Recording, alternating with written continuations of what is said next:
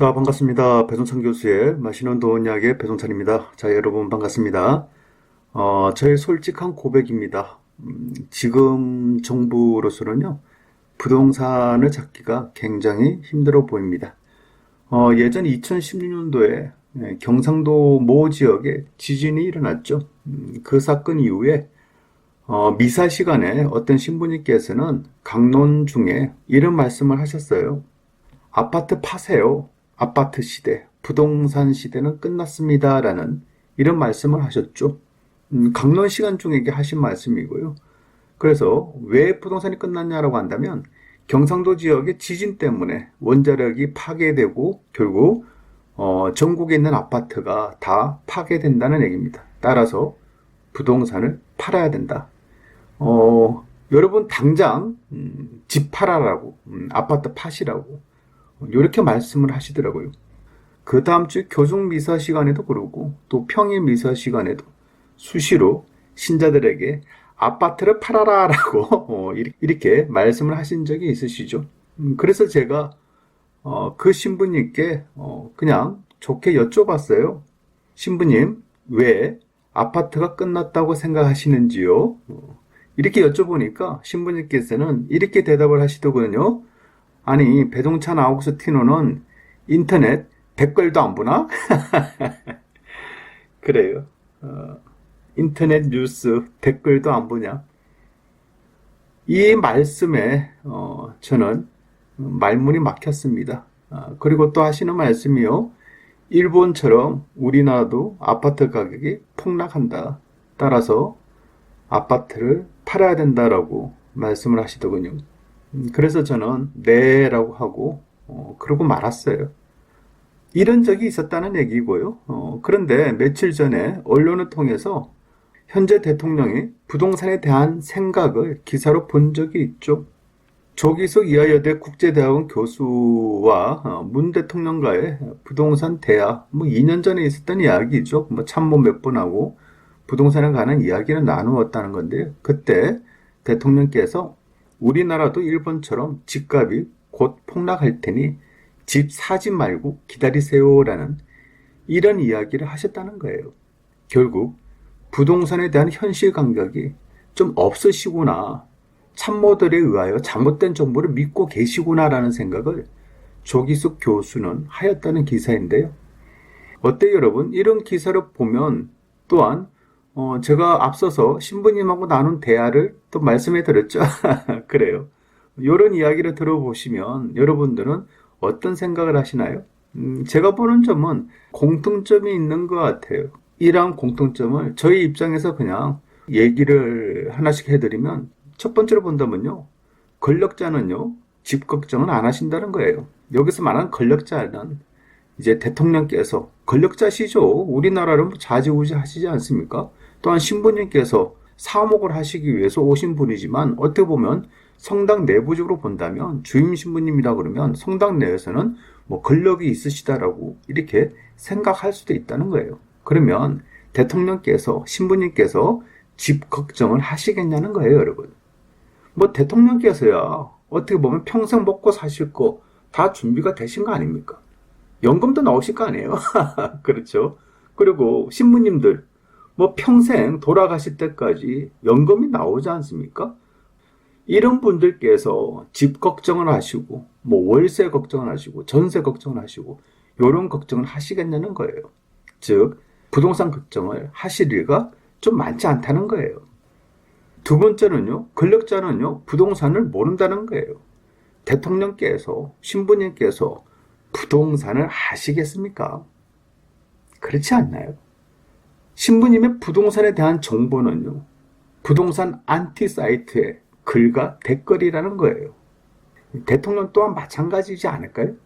밑에서 보좌하시는 분들, 보필하시는 분들이 우리나라의 부동산은 일본처럼 떨어집니다 라고 조금만 참으시면 될 겁니다 라고 이렇게 말씀들을 올리니까 보고들을 하니까 결국 이런 말들을 믿는 거 아니겠습니까? 그러니 대통령 또한 이제 부동산은 집값은 떨어지겠구나 라고 생각을 하는 거겠죠. 결국 두 분 다 부동산을 잘 모르신다는 거예요. 세 번째는요, 권력자는 잘못 말할 수도 있어요. 아니, 대통령께서, 신부님께서 잘못 생각하시고 또한 잘못 말씀을 하실 수도 있지 않겠습니까? 다만 받아들이는 우리들이 좋은 거는 받아들이고 나쁜 거는 걸려낼 수 있는 그런 생각을 해야 된다는 얘기예요. 어떻게 보면 또 그래요. 대통령이나 신부님께서 국정을 운영하고 신앙에 대한 연구와 공부를 하시지 어떻게 부동산 공부를 하시겠어요? 그렇지 않나요?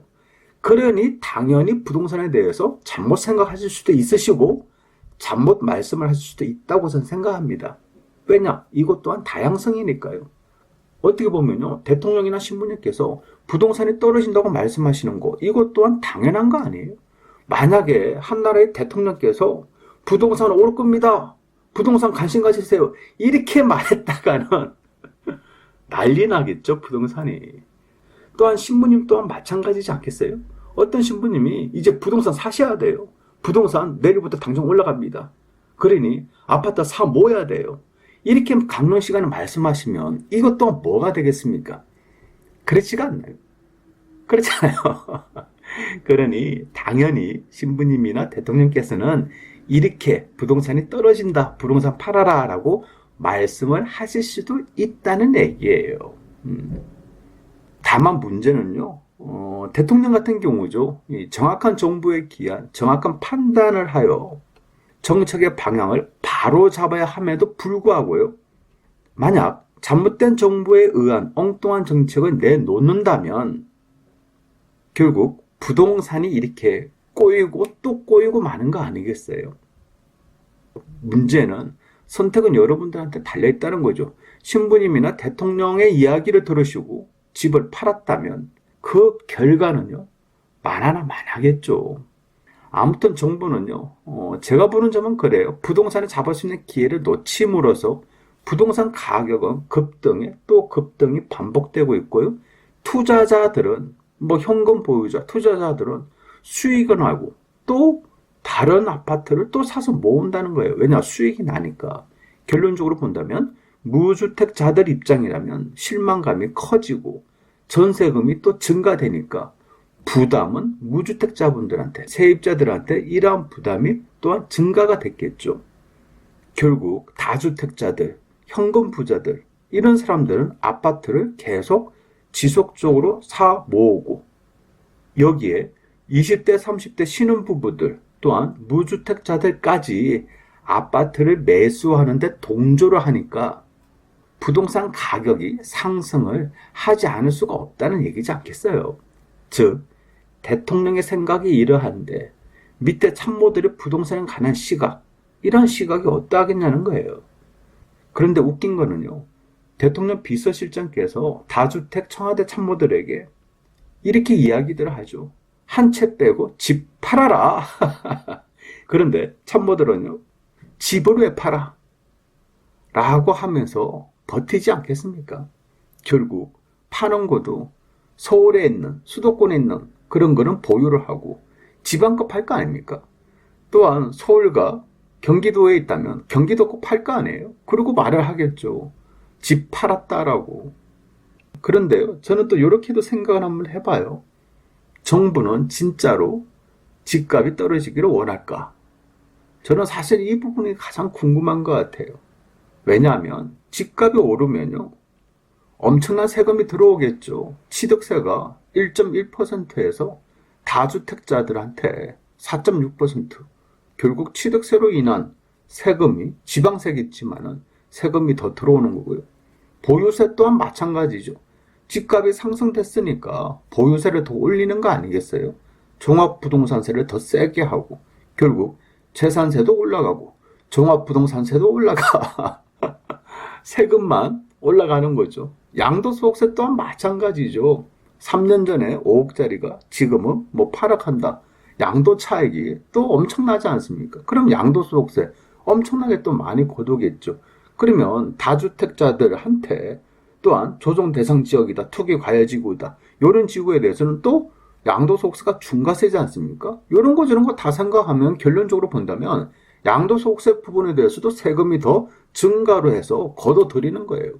결국 세금만 증가된다라고 말씀을 들을 수가 있다는 얘기예요. 2018년도에 거둬들인 양도소득세만 하여도 무려 18조 원이라는 거예요. 2018년도에 예상한 세수보다 양도소득세에서만 무려 7조 원이 더 걷어들였다는 거예요. 무려 7조 원입니다. 7조. 이에 반해서요, 긴급재난지원금 있지 않습니까? 요 금액이 예산이 12조 2천억 원이라는 얘기예요, 여러분. 그러면 2018년도 한 해 동안 걸어들인 양도소득세가 18조고 긴급재난지원금으로 나간 돈이 12조라는 거예요, 여러분. 이 금액을 놓고 비교를 한다면 양도소득세만으로만 해도 12조라는 긴급재난지원금 지원을 해도 6조라는 돈이 남아요. 이러니 정부 입장에서는 부동산 올라가는 거 그렇게 싫지만은 않다는 거겠죠. 그래서 국토교통부에서는요, 강력한 규제 정책으로 펴서 집값을 잡겠다, 당장 시행하자라고 해도요, 당정청이나 일부 국회의원들은 아니 경기를 생각해야지, 부동산을 잡으면 경기는 어떻게 하려고, 여기에다가 코로나19까지 터졌는데 경기를 어떻게 할래? 따라서 잡기가 어렵다는 거예요. 결국 지금까지 싸움을 놓고 본다면요, 국토교통부의 초강력 부동산 대책을 내놓자고 해도 결국에는 힘센 경제부총리의 의견, 힘센 당정청의 의견, 또한 힘센 일부 국회의원들의 입김, 이러한 입김으로 인해서 부동산을 잡고자 하는 규제 정책이 옆에서 태클을 거니까 이러한 정책을 뜻대로 마음대로 펴지 못한 거 아닙니까? 결국 부동산 가격은 급등한 거겠죠. 결국 이런 마인드라면 앞으로의 부동산 대책 또한 보나마나 아니겠습니까? 물론 또 제가 생각하는 초강력 부동산 대책이 나온다면 부동산 가격이 잡힐 수도 있겠죠. 하지만 지금 정부로서는요, 이러한 초강력 부동산 대책, 이러한 정책을 쉽게 펴기가 굉장히 힘들어 보인다는 얘기입니다. 결국 현재 정부로서는요, 부동산을 잡기가 굉장히 어렵다라고, 힘들어 보인다라고 말씀을 드릴 수가 있을 것 같아요. 중요한 것은 판단은 여러분 스스로가 하셔야 된다는 얘기죠. 그래서 부동산이 어렵고 힘들다는 거예요. 이상까지 배종찬 교수의 맛있는 도움 이야기였습니다. 감사합니다.